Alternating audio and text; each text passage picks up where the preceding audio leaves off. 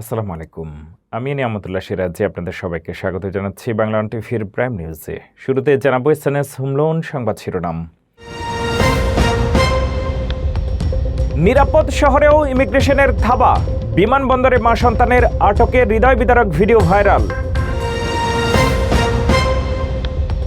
নাগরিকত্ব বাতিল ও মেক্সিকো সীমান্তে কঠোর নিষেধাজ্ঞা, ট্রাম্পের নতুন আইনে তোলপাড় যুক্তরাষ্ট্র।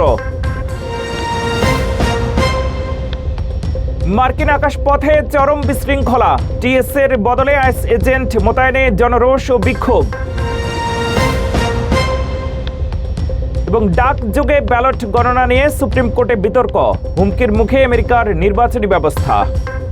এতক্ষণ শুনছিলেন শিরোনাম, এবারে জানাবো বিস্তারিত। সান ফ্রান্সিসকো বিমানবন্দরে আইসি কর্মকর্তাদের হাতে এক নারীর আটক হওয়ার ভিডিও বর্তমানে সামাজিক যোগাযোগ মাধ্যমে ব্যাপক আলোড়ন সৃষ্টি করেছে।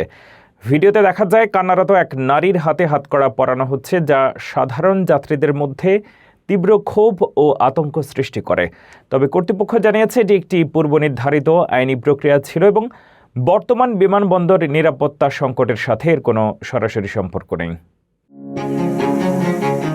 সম্প্রতি সামাজিক যোগাযোগ মাধ্যমে একটি ভিডিও ভাইরাল হয়েছে, যেখানে দেখা যাচ্ছে সান ফ্রান্সিসকো বিমানবন্দরের ৩ নম্বর টার্মিনালে ইমিগ্রেশন অ্যান্ড কাস্টমস এনফোর্সমেন্ট কর্মকর্তারা এক ক্রন্দনরত নারীকে হাতকড়া পরাচ্ছেন। পাশে থাকা তার ছোট মেয়েটিও তখন অঝরে কাঁদছিল। এই দৃশ্য দেখে উপস্থিত যাত্রীরা ক্ষোভে ফেটে পড়েন এবং কর্মকর্তাদের ওপর চড়াও হন। অনেকেই ধারণা করেছিলেন যে এটি বর্তমান টিএসএ নিরাপত্তা সংকটের জেরে ট্রাম্প প্রশাসনের নতুন কোনো পদক্ষেপ, কিন্তু ডিপার্টমেন্ট অফ হোমল্যান্ড সিকিউরিটি বিষয়টি স্পষ্ট করেছে এটি কোনো সাধারণ নিরাপত্তা তল্লাশি ছিল না। মূল তথ্যসমূহ। Targeted operation. ওই নারী এবং তার পরিবার 2019 সাল থেকে অবৈধ অভিবাসী হিসেবে দেশ ত্যাগের আদেশের আওতায় ছিলেন। এটি একটি সুনির্দিষ্ট অভিযান ছিল। গ্রেপ্তারের সময় বাধা। কর্মকর্তাদের দাবি অনুযায়ী তাদের যখন নিয়ে যাওয়া হচ্ছিল তখন ওই নারী পালিয়ে যাওয়ার চেষ্টা করেন এবং কর্মকর্তাদের বাধা দেন, যা ভিডিওতে বিশৃঙ্খলার সৃষ্টি করে। টিএসএ সংকটের সাথে সম্পর্কহীন।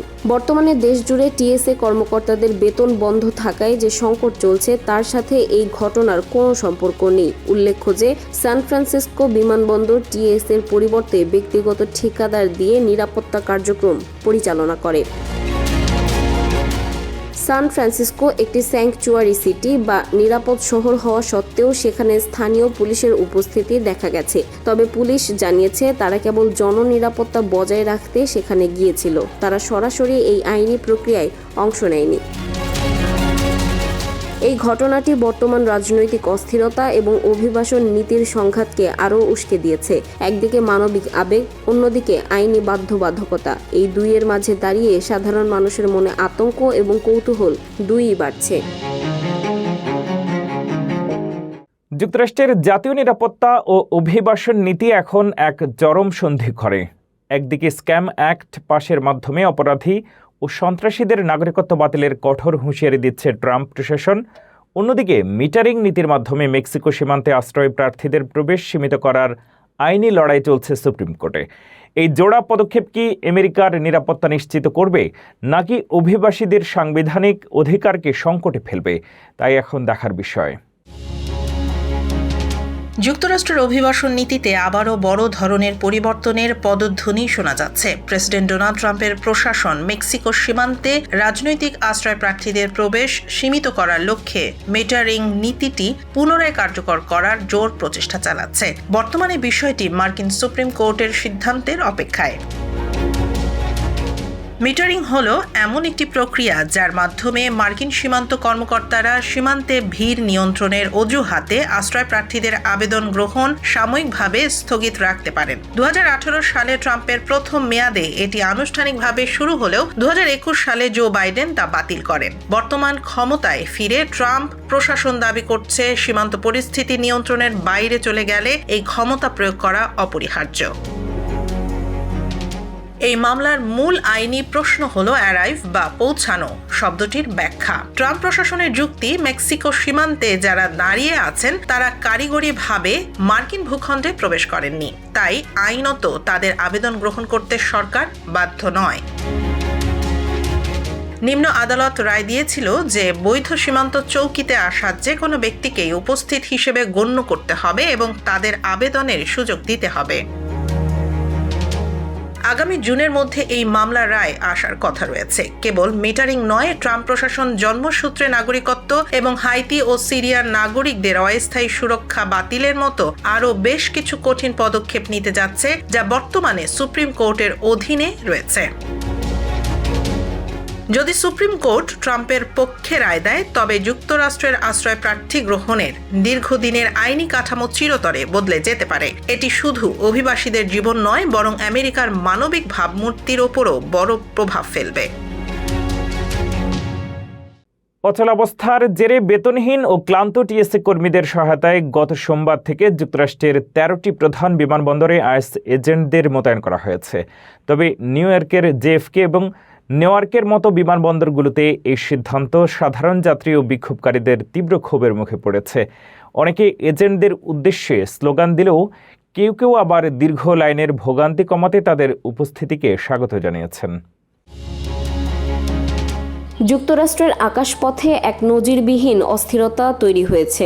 একদিকে বেতনহীন টিএসএ কর্মীদের কর্মবিরতি, অন্যদিকে নিরাপত্তার দায়িত্ব সামলাতে অভিবাসন কর্মকর্তাদের উপস্থিতি। সব মিলিয়ে বড় বিমানবন্দরগুলোতে এখন টানটান উত্তেজনা।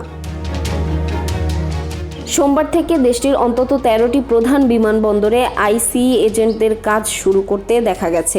গত ফেব্রুয়ারি মাস থেকে কেন্দ্রীয় সরকারের আংশিক অচলাবস্থার কারণে হোমল্যান্ড সিকিউরিটি বিভাগের বাজেট বন্ধ রয়েছে। ফলে কয়েক সপ্তাহ ধরে কয়েক হাজার টিএসএ কর্মী কোনো বেতন ছাড়াই কাজ করছেন। পরিস্থিতি চরম আকার ধারণ করলে এবং অনেক কর্মী অসুস্থতার অজুহাতে কাজে আসা বন্ধ করলে প্রেসিডেন্ট ট্রাম্প তাদের সহায়তায় আইসিই এজেন্টদের মোতায়েনের নির্দেশ দেন। নিউ ইয়র্কের জেএফকে এবং নেওয়ার্কের মতো ব্যস্ত বিমানবন্দরগুলোতে আইস এজেন্টদের উপস্থিতিতে মিশ্র প্রতিক্রিয়া দেখা গেছে। ভাইরাল হওয়া ভিডিওতে দেখা যায় সাধারণ যাত্রী ও বিক্ষোভকারীরা এজেন্টদের ঘিরে ধরে স্লোগান দিচ্ছেন। কেউ কেউ তাদের ফিরে যাও বলে চিৎকার করছেন, আবার কেউ বা এই পদক্ষেপকে রাজনৈতিক উদ্দেশ্য প্রণোদিত বলে অভিহিত করছেন। বিপরীতে কিছু যাত্রী দীর্ঘ লাইনের ভোগান্তি থেকে মুক্তি পাওয়ায় কর্মকর্তাদের ধন্যবাদও জানিয়েছেন। তবে ডেমোক্রেট ও কিছু রিপাবলিকান সদস্য এই বাজেট বরাদ্দের বিরোধিতা করছেন, যা সংকটকে আরও দীর্ঘস্থায়ী করছে। ইতিমধ্যে কয়েকশো টিএসএ কর্মী পদত্যাগ করেছেন, যা বিমানবন্দরগুলোর নিরাপত্তা ব্যবস্থাকে এক অনিশ্চয়তার দিকে ঠেলে দিয়েছে। টিএসএর শূন্যস্থান পূরণ করতে আসা আইস এজেন্টরা এখন জনরোষের মুখে। একদিকে বেতনহীন কর্মীদের দীর্ঘশ্বাস, অন্যদিকে রাজনৈতিক লড়াই। সব মিলিয়ে মার্কিন বিমানবন্দরগুলো এখন এক জটিল পরিস্থিতির সাক্ষী। যুক্তরাষ্ট্রের লা গার্ডিয়া বিমানবন্দরে মর্মান্তিক বিমান দুর্ঘটনায় 2 তরুণ পাইলটের মৃত্যু এবং টিএসএ সংকটের কারণে প্রধান বিমানবন্দরগুলোতে সশস্ত্র আইসি এজেন্ট মোতায়েন দেশ জুড়ে চাঞ্চল্য সৃষ্টি করেছে। একদিকে শোকের ছায়া, অন্যদিকে বাজেট জটিলতায় নিরাপত্তা ব্যবস্থায় এই নজিরবিহীন পরিবর্তন মার্কিন এভিয়েশন সেক্টরকে এক চরম অনিশ্চয়তার মুখে ঠেলে দিয়েছে। যুক্তরাষ্ট্রের আকাশপথ ও বিমানবন্দরগুলোতে এখন এক অভূতপূর্ব বিশৃঙ্খলা। একদিকে নিউ ইয়র্কের লা গার্ডিয়া বিমানবন্দরে একটি মর্মান্তিক দুর্ঘটনা কেড়ে নিয়েছে 2 তরুণ প্রাণ, অন্যদিকে নিরাপত্তার দীর্ঘ লাইন সামলাতে বিমানবন্দরে মোতায়েন করা হয়েছে সশস্ত্র আইস এজেন্ট। সোমবার ভোরে লা গার্ডিয়া বিমানবন্দরে অবতরণের সময় এয়ার কানাডা এক্সপ্রেসের একটি বিমান রানওয়েতে থাকা একটি ফায়ার ট্রাককে সজোরে ধাক্কা দেয়। সিসিটিভি ফুটেজে দেখা গেছে ফায়ার ট্রাকটি বিমানের একদম সামনে দিয়ে যাওয়ার সময় এই সংঘর্ষ ঘটে। FAA প্রধান ব্রায়ান বেডফোর্ড জানিয়েছেন, দুর্ঘটনায় নিহত 2 পাইলট মাত্র তাদের ক্যারিয়ার শুরু করেছিলেন। এই ঘটনার পর লা গার্ডিয়া বিমানবন্দর সাময়িকভাবে বন্ধ করে দেওয়া হয় এবং শত শত ফ্লাইট বাতিল হয়। এদিকে আমেরিকার বড় বড় বিমানবন্দরগুলোতে এখন টিএসএ কর্মকর্তাদের বদলে আইস এজেন্টদের পাহারা দিতে দেখা যাচ্ছে। সরকারি বাজেট পাশের ব্যর্থতায় 1 মাস ধরে বেতন না পাওয়া টিএসএ কর্মীরা গণহারে ইস্তফা দিচ্ছেন অথবা কাজে আসছেন না। আটলান্টা ও জেএফকে এর মতো বিমানবন্দরগুলোতে যাত্রীদের নিরাপত্তার লাইনের জট কমাতে প্রেসিডেন্ট ট্রাম্পের নির্দেশে এই সশস্ত্র এজেন্টরা মোতায়েন হয়েছেন। আইস এজেন্টদের এই মোতায়েন নিয়ে তৈরি হয়েছে বিতর্ক। টিএসএ ইউনিয়নগুলো দাবি করছে এই এজেন্টদের বিমানবন্দর নিরাপত্তার বিশেষ প্রশিক্ষণ নেই। অন্যদিকে প্রেসিডেন্ট ডোনাল্ড ট্রাম্প জানিয়েছেন নিরাপত্তার পাশাপাশি তারা অবৈধ অভিবাসী ধরতেও সক্রিয় থাকবেন। বাজেট সংকট এবং কারিগরি ত্রুটির বলয় থেকে আমেরিকার এভিয়েশন সেক্টর কবে মুক্ত হবে তা নিয়ে এখন জনমনে চরম উদ্বেগ কাজ করছে।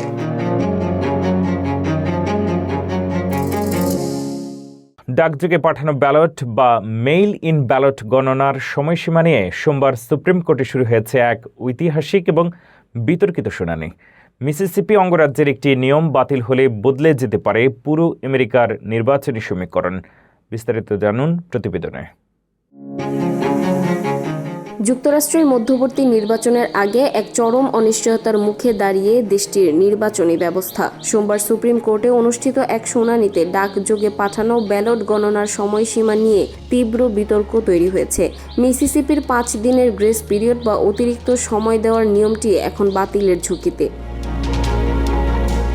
মিসিসিপি অঙ্গরাজ্য তাদের বর্তমান আইনটি রক্ষার লড়াই করছে, যেখানে নির্বাচনের দিন পোস্টমার্ক করা ব্যালট পরে পৌঁছালেও তা গ্রহণ করা হয়। তবে ট্রাম্প প্রশাসন এবং রিপাবলিকান ন্যাশনাল কমিটি এই নিয়মকে চ্যালেঞ্জ করেছে। তাদের দাবি, নির্বাচনের দিনেই ব্যালট হাতে পাওয়া বাধ্যতামূলক।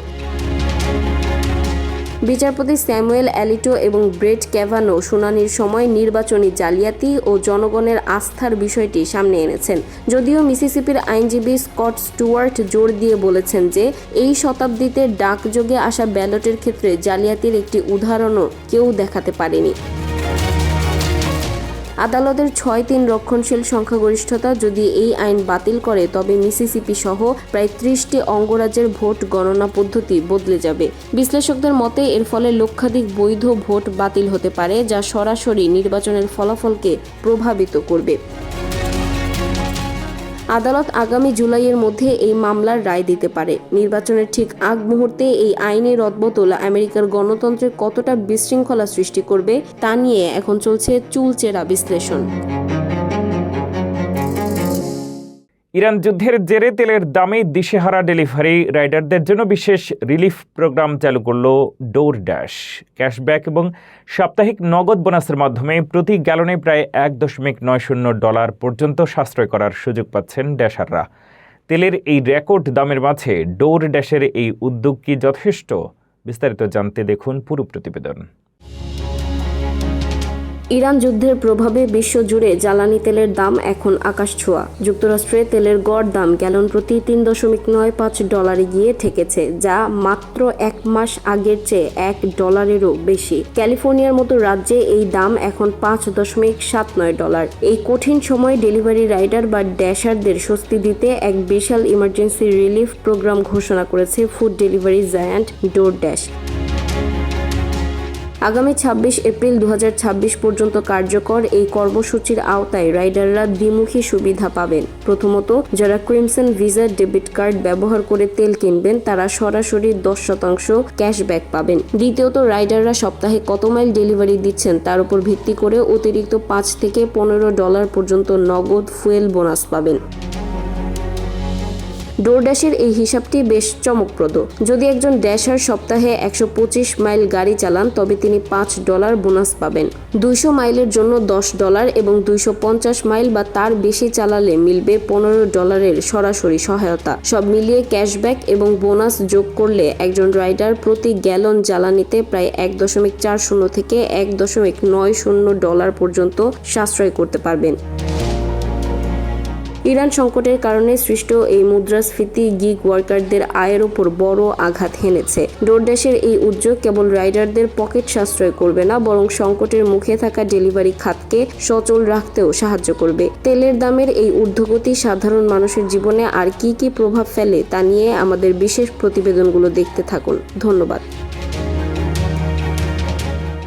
নিউ ইয়র্কের বিলাসবহুল হোটেলগুলোতে এক রাতের ভাড়া কয়েক $1,000 হলেও সকালের নাস্তার জন্য গুনতে হচ্ছে অতিরিক্ত মোটা অঙ্কের টাকা। দ্য প্লাজা থেকে ফোর সিজনস সবখানেই সাধারণ ডিম কফির দাম আকাশছোঁয়া, যা অনেক সময় রুম ভাড়ার বাইরে আলাদাভাবে বিল করা হয়। আভিজাত্যের এই শহরে সকালের সামান্য নাস্তাও এখন এক বিশাল আর্থিক বিলাসিতা।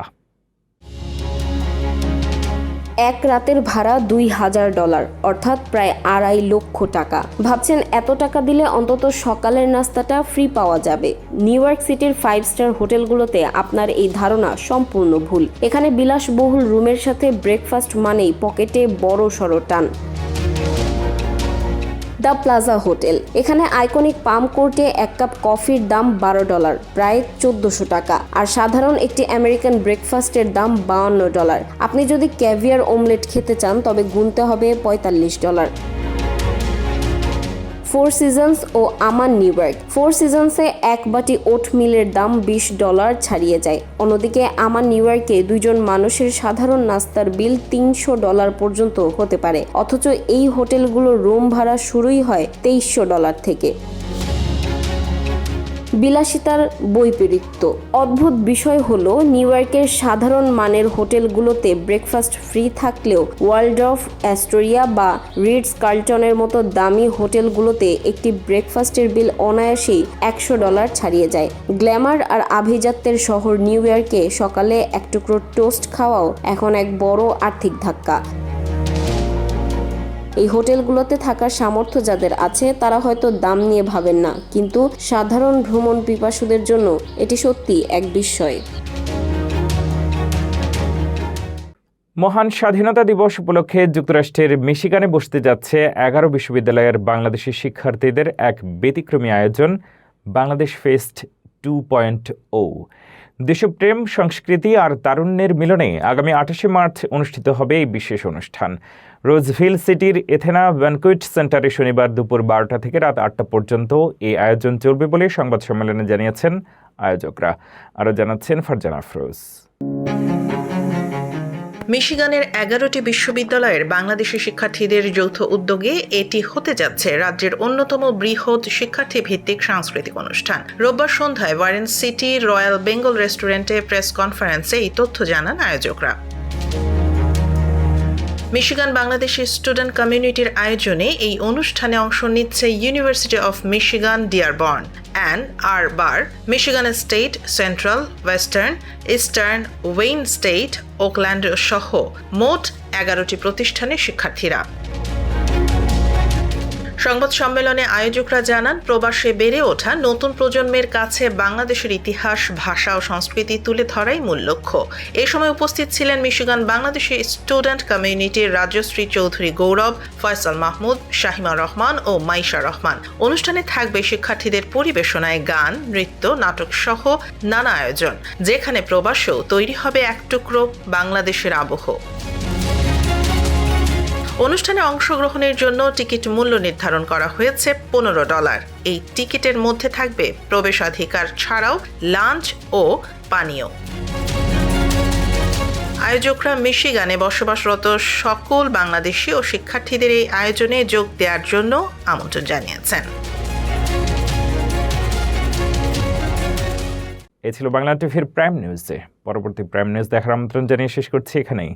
এতক্ষণ সাথে থাকার জন্য ধন্যবাদ।